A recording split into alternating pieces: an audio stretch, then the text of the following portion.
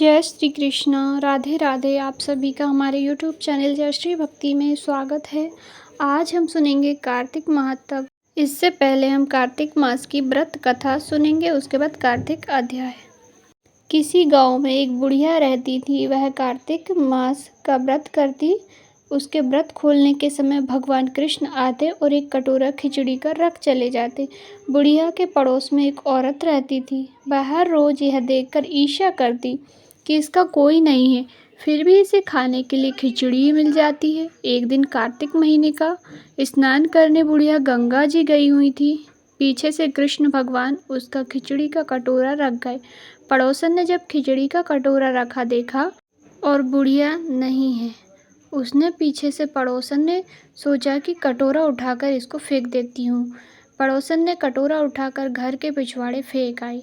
कार्तिक स्नान के बाद बुढ़िया घर आई तो उसे खिचड़ी का कटोरा नहीं मिला और वह भूखी ही रह गई। बार बार एक ही बात कहती थी कि कहाँ गई मेरी खिचड़ी और कहाँ गया मेरा खिचड़ी का कटोरा।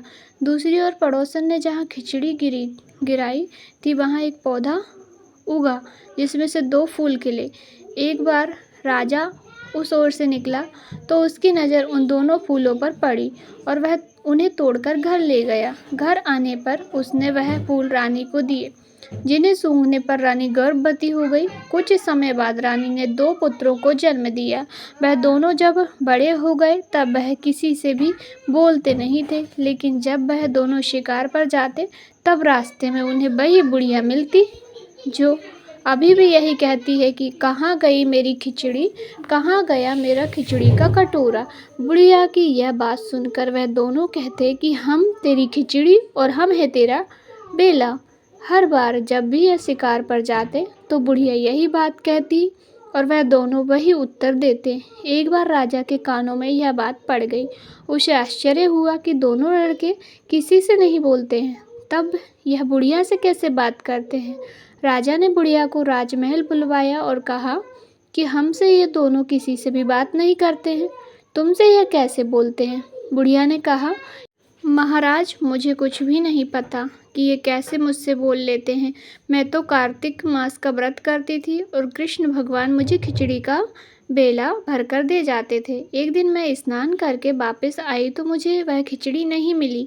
जब मैं कहने लगी कि कहाँ गई मेरी खिचड़ी और कहाँ गया मेरा खिचड़ी का कटोरा, तब इन दोनों लड़कों ने कहा कि तुम्हारी पड़ोसन ने तुम्हारी खिचड़ी फेंक दी थी तो उसमें से 2 फूल बन गए। वह फूल राजा तोड़कर ले गया और रानी ने सूंघा तो हम 2 लड़कों का जन्म हुआ। हमें भगवान ने ही तुम्हारे लिए भेजा है। राजा को इतनी बात सुनकर सब कुछ समझ में आ गया और राजा बुढ़िया को अपने महल में ले गया और ले जाकर बुढ़िया को महल में रखने लगा। कहते हैं भगवान ने बुढ़िया को सब कुछ दिया। जैसे ही सब कार्तिक में स्नान दान करने वाले सभी की मनोकामनाएं पूर्ण करना, सभी को भगवान बुढ़िया के जैसे ही धनवान कर दीजिएगा। अब सुनते हैं कार्तिक मास कथा अध्याय 12 और 13। कार्तिक मास के 12वें अध्याय में नारद जी को विष्णु भगवान की स्तुति कैसे करनी चाहिए और माता लक्ष्मी के साथ भगवान विष्णु का गरुड़ पर बैठकर संवाद भी हो रहा है, जो जलंधर राक्षस के अंत को लेकर हो रहा है। यहाँ कार्तिक अध्याय 12वें को हम पढ़ रहे हैं। श्री नारद जी बोले, जलंधर राक्षस को फिर आता हुआ देखकर सभी इंद्राणी देवतागण भय से काँप गए। विष्णु भगवान की स्तुति करने लगे। देवव्रत बोले, हे भगवान, आप मत्स्य कूर्म आदि कितने ही अवतार धारण करके अपने भक्तों के कार्य करने के लिए उद्यत रहते आए हैं और सर्वदा दुखियों के दुखों का नाश करते आए हैं तथा ब्रह्मा विष्णु और शिव रूप धारण कर संसार की उत्पत्ति पालन तथा संहार करते आए हैं। गदा शंख पद्म और तलवार अपने हाथों में धारण किए हैं। ऐसे भगवान आपको नमस्कार है। आप श्री लक्ष्मी जी के पति, दैत्यों का विनाश करने वाले, गरुड़ पर सवारी करने वाले, पीताम्बरधारी, यज्ञ आदि समस्त क्रियाओं को परिपूर्ण करने वाले और विघ्नों को दूर करने वाले भगवान विष्णु। इस प्रकार हम आपको बारंबार प्रणाम करते हैं। हे विष्णु भगवान, आप राक्षसों से पीड़ित देवताओं के दुख रूपी पर्वत के लिए वज्र के सदृश हैं। आप शेष रूपी सैया पर शयन करते हैं। सूर्य तथा चंद्रमा ये दोनों आपके नेत्र हैं।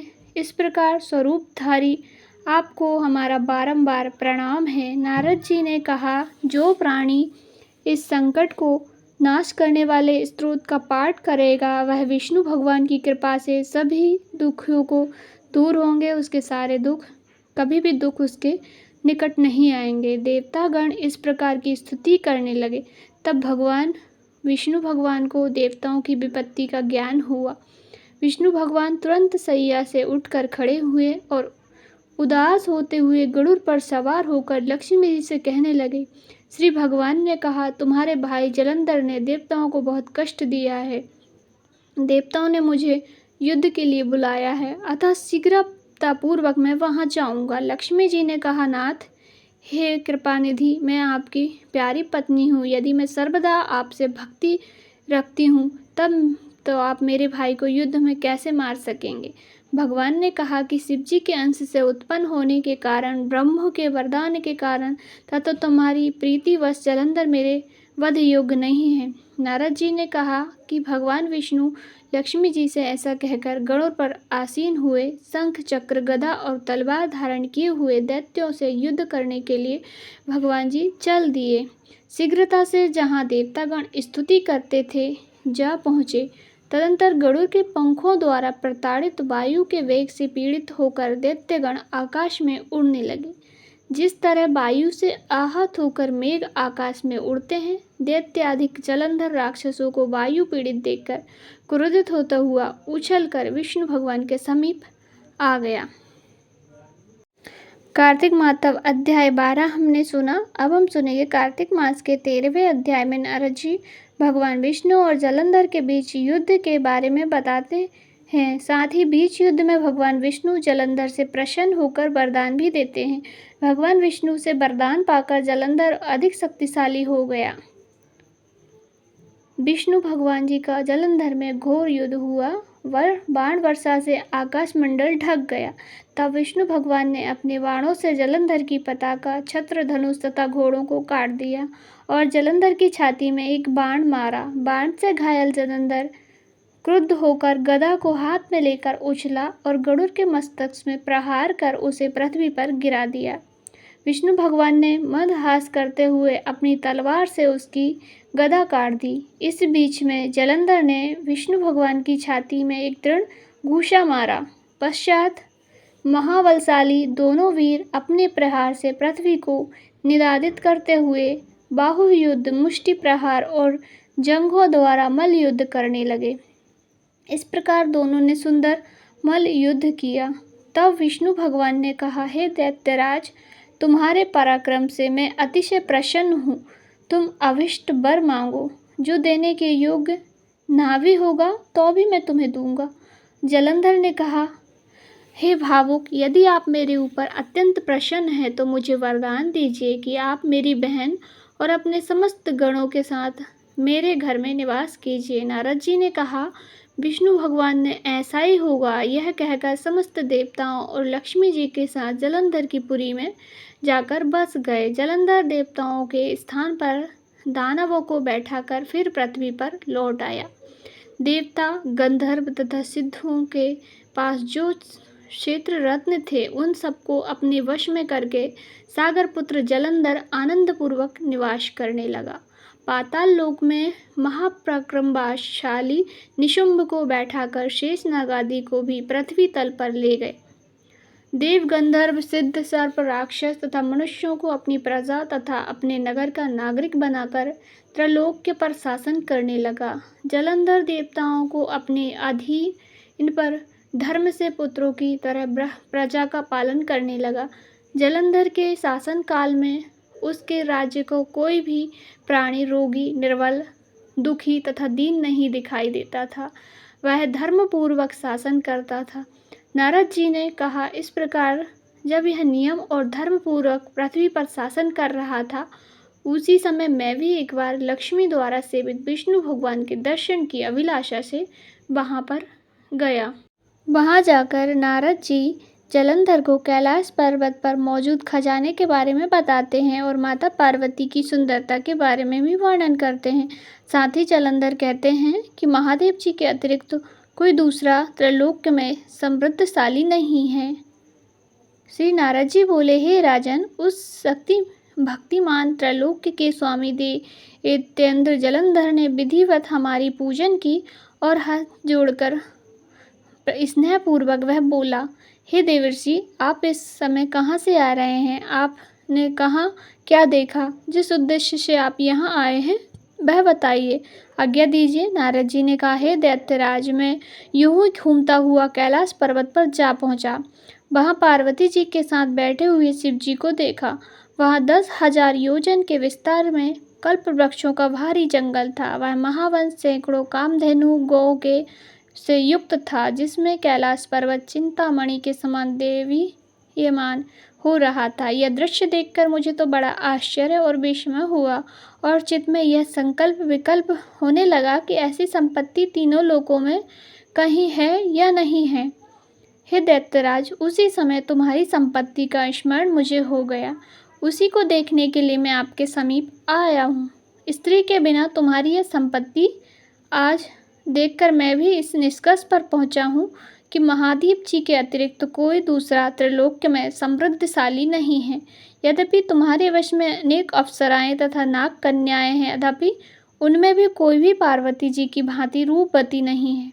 प्राचीन काल में जब पार्वती जी के सौंदर्य रूपी समुद्र में डूबकर ब्रह्मा जी का भी वीर्यपात हो गया था, तब भला उनके सौंदर्य की उपमा किससे की जा सकेगी? जिस मत्स्य रूपिणी पार्वती ने विरागी और कामदेव के शत्रु होने पर शिव जी को सरलता पूर्वक वर्णन सुनकर काम ज्वर से पीड़ित हो गया। अब आगे की कथा कल के अध्याय में पढ़ेंगे। जब तक के लिए जय श्री कृष्ण, राधे राधे। अब हम सुनेंगे तुलसी मैया की तुलसी चालीसा और तुलसी आरती। उसके बाद कथा संपूर्ण हुई। सभी प्रेम से बोलिए जय श्री कृष्ण, राधे राधे। नमो नमो तुलसा महारानी, महिमा अमित न जाए बखानी। देव विष्णु तुमको शन माना, जग में छायो सुहस महाना। विष्णु प्रिया जय जयति भवानी, तू लोक की हो सुख खानी। भगवत पूजा कर कोई जो कोई, तुमरे बिना सफल ना होई। जिस घर तब नहीं होई निवासा, उस पर करई विष्णु नहीं वासा। करे सदा जो तब शिव नित सुमिरन, तेहि के काज होई सब पूरन। कार्तिक मास महात तुम्हारा, ताको जानत सब संसारा। तब पूजन जो करे कुंवारी, पावे सुंदर वर सुकुमारी। कर जो पूजन नित प्रति नारी, सुख संपत्ति से होई सुखारी। वृंदा नारी करे जो पूजन, मिले भक्ति होवे पुलकित मन। श्रद्धा से जो कोई भवनिधि से तर जावे सोई। कथा भागवत यज्ञ करावे, तुम बिन नहीं सफलता पावे। छायो तब प्रताप जग भारी, ध्यावत तुम्हें सकल चित्तधारी। तुम्हें मात यंत्रण तंत्रण, सकल काज सिद्धि हो है क्षण में। ओ सिद्धि रूप आप हो माता, सब जग में तब यश विख्याता। देव ऋषि मुनि तपधारी, करत सदा तब जय जयकारी। वेद पुराण तब यश गाया, महिमा अगम पार नहीं पाया। नमो नमो जय जय सुख करणी, नमो नमो जय जय दुख निवारणी। नमो नमो सुख संपत्ति देनी, नमो नमो अध काटन छेनी। नमो नमो भक्तन दुख हरणी, नमो नमो दुष्टन मद छैनी। नमो नमो भव पार उतारणी, नमो नमो परलोक सुधारणी। नमो नमो निज भक्त उबारणी, नमो नमो जन काज सवारणी। नमो नमो जय कुमति नशावनी, नमो नमो सुख उपजावनी। जयति जयति जय तुलसी माई, धाऊं तुमको शीस निवाई। निज जन जानि मोहि अपनायो, बिगड़े कारज आप बनायो। करूँ विनय मैं मात तुम्हारी, पूर्ण आशा करो हमारी। शरण चरण कर जोर मनाऊं, निस दिन तेरे ही गुण गाऊं। करहु मात यह अब मोह पर दाया, निर्मल होहि सकल मम काया। मांगो मात यह वर दीजे, सकोल मनोरथ पूर्ण कीजे, जानु नहीं कुछ नेम अचारा, क्षमो मात अपराध हमारा।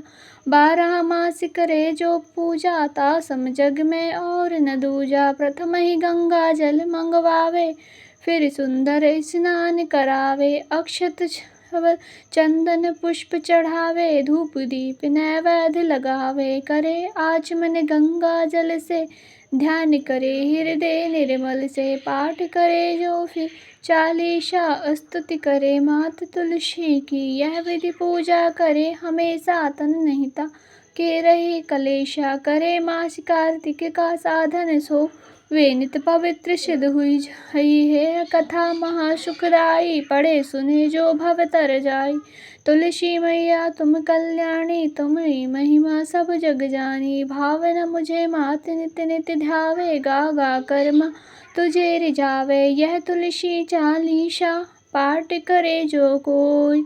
गोविंद सो फल पावई, जो मन इच्छा होई। जय बोली तुलसी महारानी की जय।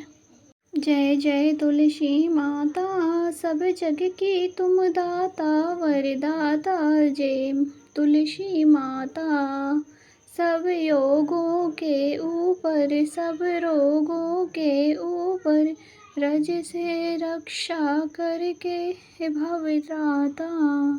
जय जय तुलसी माता, बड़ो पुत्र है श्यामा, सूर्यवल्ली है ग्रामा।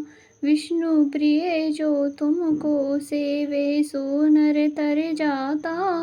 जय जय तुलसी माता, हरि के शीश विराजत, त्रिभुवन से हो वंदित। पतित जनों की तारिणी विख्याता। जय जय तुलसी माता, लेकर जन्म विजन में आई, दिव्य भवन में मनव लोक तुम्ही से सुख संपत्ति पाता। जय जय तुलसी माता, हरि को तुम अति प्यारी, श्याम वरण तुम्हारी। प्रेम अजब है उनका तुमसे है ऐसा नाता। मैया जय तुलसी माता, जय जय तुलसी माता। मैया जय तुलसी माता। सब बोली प्रेम से तुलसी महारानी की जय। श्री विष्णु भगवान की जय। शालिग्राम भगवान की जय।